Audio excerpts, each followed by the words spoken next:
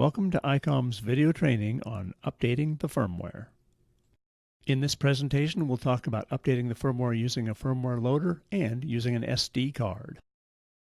We begin by checking our current version of firmware. We connect the radio and the PC through the USB port and make sure the right COM port is selected. Then we click our Information button and note that the firmware revision is 2.4. So let's update our firmware. We start our firmware loader by pressing Program and Firmware Update. We read the caution and click OK. As you can see, this is going to update the firmware to revision 2.5. We click Write and the firmware loading begins. The update is going to take a minute or two, depending on the combination of current and new firmware revisions.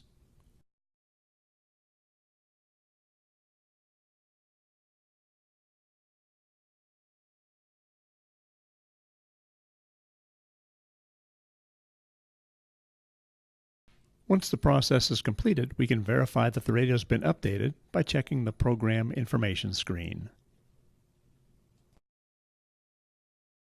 Now let's demonstrate upgrading our firmware with the SD card. Open the firmware folder on the SD card.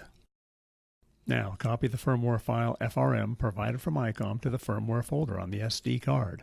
The number on the firmware file name isn't quite the same as the firmware revision number. The newer firmware has a higher number.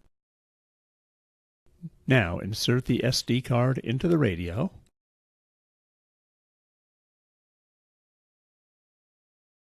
And before updating, make note that the battery is charged enough. 2 dots on the battery indicator should be fine.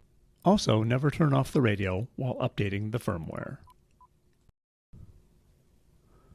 Make sure the USB port is not in the card reader mode, otherwise the radio can't see the firmware on the SD card. Go to the SD card menu. Select the Software Update.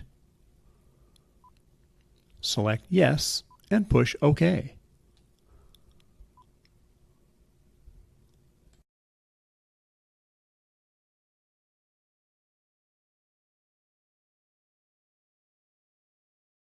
If for whatever reason the update is interrupted while the progress bar is displayed, maybe the radio is accidentally turned off or the battery becomes exhausted, the update process itself will be canceled.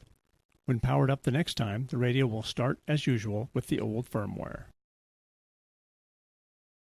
Resource update process will take about 20 minutes. If for whatever reason the update is interrupted while in the resource update process, the radio will attempt to update the firmware from the SD card when powered up the next time. In this case, the display will remain dark and look like it's hung up, like this, even though the update process is running in the background. So just wait a minute until the radio boots up with the new firmware.